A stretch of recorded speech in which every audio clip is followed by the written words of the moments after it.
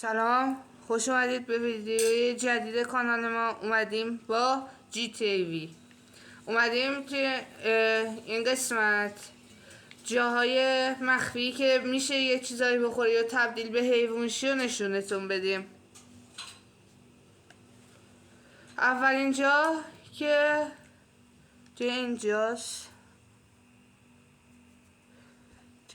اینجاست کنار این چیزه، این تعمیرگاه کاستومز، لس سانتوس کاستومز.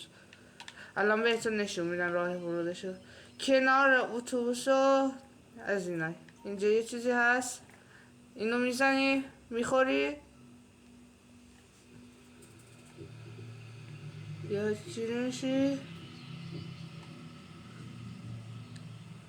الان تبدیل خوک شدیم. هر سری فکر کنم فرق داره.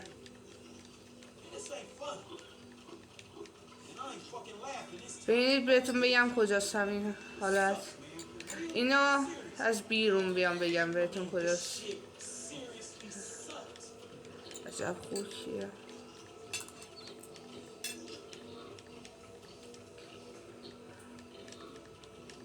ببینید از اینجا یه دونه راه داره، همین راه توی مپ یه دونه راه هستش.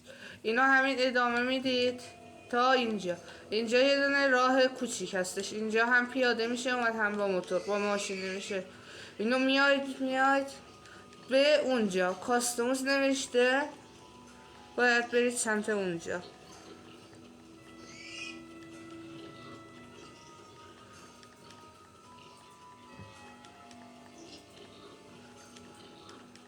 اینو میایم اینجا، از این لوله ها باید رد بشیم.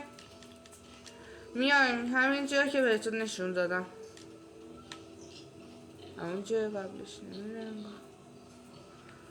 خب ما میریم حیوان بعدی تا اون موقع کاتری کنم. آقا ما اومدیم دوباره مکان بعدیشو، یا باید چیت کد پرش اینا بزنید یا با هلیکوپتری چیزی بیاد چون یکم بالاست. سلام بچه ها، منم اومدم. توی مپ اگه نگاه کنیم این باربر یا همون سلمونی یکم بالاتره. توی اینجاست یه خونه بالاتر یه بلاک میاد. ما دوباره بیایم. آقا اون دفعه با مشکل روبرو شد، این دفعه اومدیم با کدش. اگه بخواید کد بی نهایت رو بدید باید کد پرش بی نهایت. آره باید این کد رو بزنید اگه میخواید عکسی چیزی بگیرید. بعدش اینجا رو میپرید، همون از اونجا میپرید. من حالا پریدم. میایید اینجا اینجا گل هست، این گلدونه هست. اینو راست کلیک میگم، این سمت راست رو میزنی و تبدیل حیوانات میشه. حیوانات هم واسه هر کنسولی فرق داره ولی فکر کنم رندوم هم باشه. ولی الان 2 تا جاشو گفتیم.